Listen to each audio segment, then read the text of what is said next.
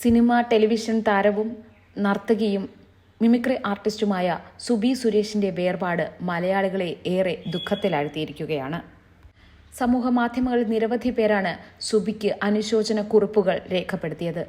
അതിൽ സന്ദീപ് ദാസ് എന്ന എഴുത്തുകാരന്റെ കുറിപ്പ് ഏറെ ശ്രദ്ധ നേടുകയാണ്.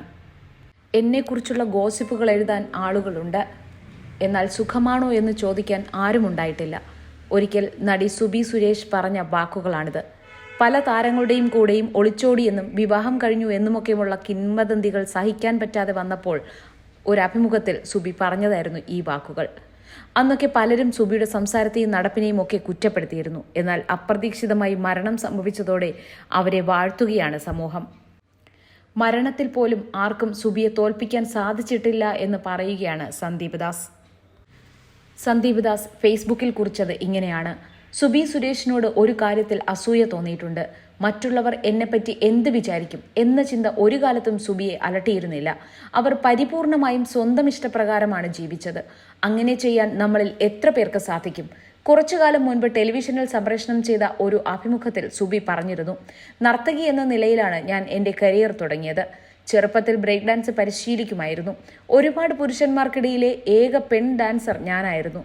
ഒരു കൂട്ടം പുരുഷന്മാർക്കൊപ്പം തനിച്ച് ഡാൻസ് ചെയ്ത സുബിയെ അന്നത്തെ സമൂഹം വെറുതെ വിട്ടിട്ടുണ്ടാവുമോ? അടക്കവും ഒതുക്കവും ഇല്ലാത്ത പെണ്ണ് എന്ന ബഹുമതി ചെറുപ്പത്തിലെ തന്നെ സുബിക്ക് ലഭിച്ചിട്ടുണ്ടാവും.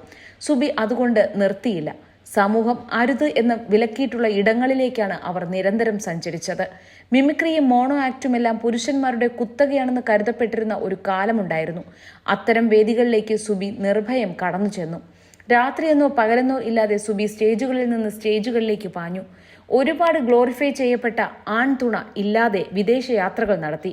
കല്യാണപ്രായം കഴിഞ്ഞിട്ടും സിംഗിളായി ജീവിച്ചു. സിനിമയിലെ അഭിനേത്രികൾ അത്യാവശ്യം പ്രിവിലേജ്ഡ് ആണെന്ന് പറയാം. എന്നാൽ സിനിമയ്ക്ക് പുറത്തുള്ള കലാകാരികളുടെ കാര്യം അങ്ങനെയല്ല. സീരിയൽ നടിമാരും സ്റ്റേജ് ആർട്ടിസ്റ്റുകളുമെല്ലാം ഒരുപാട് ബുദ്ധിമുട്ടുകൾ അനുഭവിക്കുന്നുണ്ട്. സുബി അവരുടെ പ്രതിനിധിയായിരുന്നു.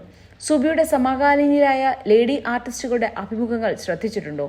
കുലസ്ത്രീ ഇമേജ് കാത്തുസൂക്ഷിക്കാനാണ് അവരിൽ ഭൂരിപക്ഷം പേരും ശ്രമിക്കാറുള്ളത്. അതിന്റെ പേരിൽ അവരെ കുറ്റപ്പെടുത്താനും സാധിക്കില്ല.